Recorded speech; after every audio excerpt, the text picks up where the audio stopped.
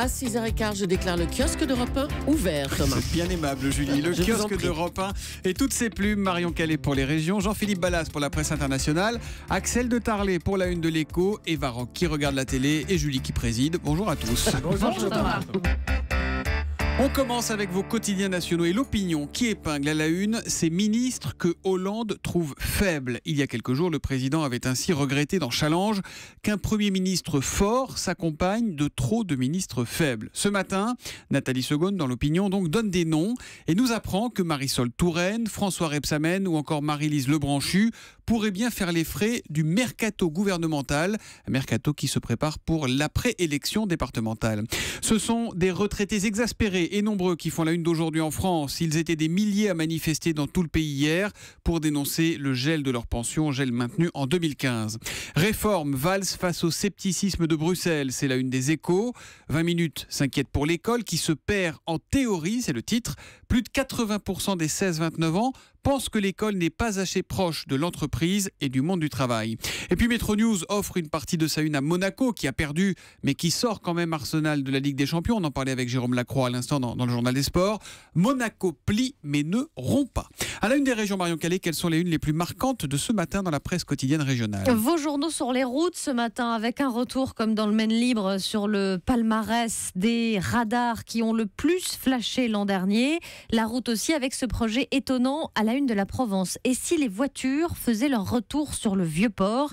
La mairie s'interroge alors que la fréquentation des restaurants aurait baissé depuis la piétonisation. Et tant pis pour la pollution. Exactement. Dans le Dauphiné libéré, le feu chez Vera, le dernier établissement du chef multi-étalé, a été ravagé hier par un incendie qui serait parti d'un local technique. Et puis, la fin du mystère Cervantes dans la Dépêche du Midi. Des scientifiques pensent avoir retrouvé les restes de l'auteur de Don Quichotte dans une crypte de Madrid. L'histoire du jour est une histoire de petites balles jaunes. On rappelle la qualification de Federer pour les huitièmes de finale à Indian Wells, mais c'est pas le sujet. Votre histoire est à lire dans Ouest France. Je sais que vous l'aimez aussi. Oui, je l'adore aussi. Et je sais, Thomas, que je vais parler à votre fibre tennistique, puisqu'on va évoquer ce match en 4-7 pour l'instant entre la mairie de Roscoff et un couple de particuliers voisins d'un terrain de tennis. Un couple qui n'en peut plus d'entendre les exclamations des joueurs et le bruit des échanges jusqu'à 13 heures par jour depuis 14 ans. Depuis 2009, le couple demande réparation pour le préjudice personnel et la perte de la valeur de leur maison. La justice a donné raison à la mairie dans les 2 premières décisions, 2-7-0. Mais les 2 suivantes ont été remportées par le couple, 2-7 partout depuis hier, puisque la cour administrative d'appel a condamné Roscoff à verser 59 000 € aux plaignants. Et comme c'est un match en 5-7, eh bien, le prochain, le dernier, se jouera devant le Conseil d'État. Il faut du bruit comme ça ou pas aussi, non?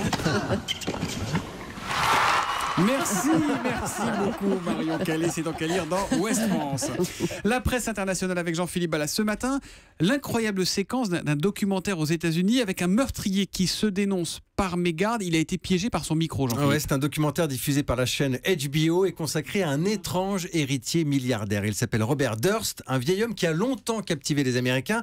Soupçonné, écoutez bien, d'être lié à la disparition de sa femme en 82, le corps n'a jamais été retrouvé, à la mort d'une amie intime en 2000, tué d'une balle dans la tête, et la mort aussi d'un homme, son voisin, retrouvé démembré en 2001. D'ailleurs, il n'y a que pour cette dernière affaire que Robert Durst avait été jugé et acquitté, même s'il avait bien avoué avoir découpé sa victime. Depuis... il l'avait pas tué, mais il avait découpé. Voilà, il y avait des circonstances atténuantes, les avocats avaient bien bossé, comme on dit. Alors depuis, le milliardaire se faisait discret, jusqu'à l'enregistrement donc de ce documentaire qui lui est consacré. Et là, c'est le coup de théâtre. Lors d'une séquence interview, l'homme fait une pause pour aller aux toilettes. Mais il garde sur lui le petit micro-cravate qu'il a placé pour l'entretien. Petit micro allumé qui continue de l'enregistrer pendant que l'homme, se croyant à l'abri des oreilles indiscrètes, se lance dans un monologue glaçant. Il se parle à lui-même et à haute voix sur l'enregistrement. Il est tout seul et il se parle. On entend, il y a des petits bruits, on l'entend dire clairement... Qu'est-ce que j'ai fait? Je les ai tous tués, bien sûr. Difficile de faire plus glaçant comme aveu. L'homme a été arrêté il y a quelques jours. Ses avocats répètent qu'il est innocent.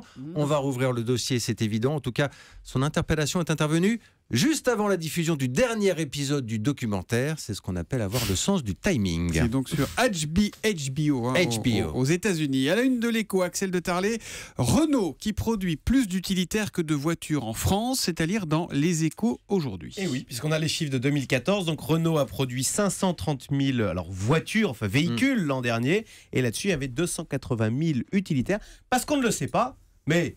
Sortez la Marseillaise, Renault est le leader européen des véhicules utilitaires, devant Volkswagen, 14% de part de marché. Et ils sont fabriqués en France, donc que ce soit...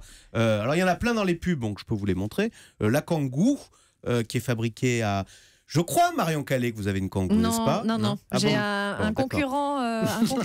D'accord, vous n'avez pas Renault. Oh là là Non, là pas là. Renault. Bon, alors, la Kangoo qui est fabriquée à Maubeuge et le Trafic qui est fabriqué à Sandouville. Il y a aussi le Master.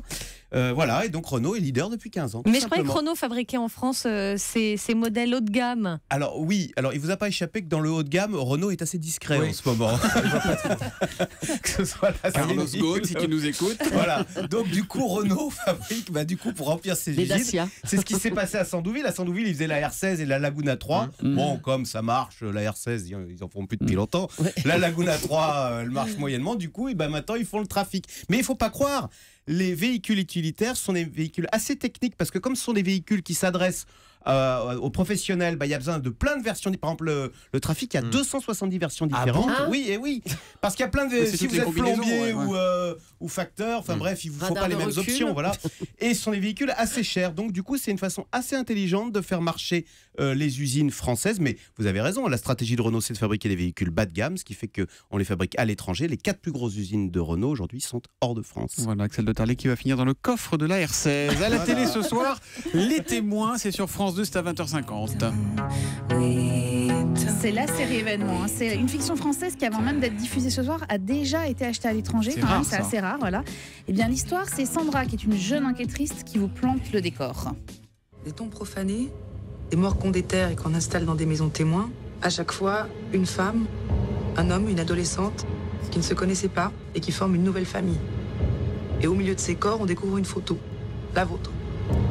Alors en fait, Sandra s'adresse à Paul Maisonneuve, qui est une ex-légende de la police, qui a décidé de raccrocher. C'est un homme avec ses secrets également. En travaillant sur cette affaire, vous allez sans doute découvrir des choses sur moi, sur ma famille, sur mon passé. J'ai besoin qu'une certaine confiance s'installe entre nous. Vous comprenez ?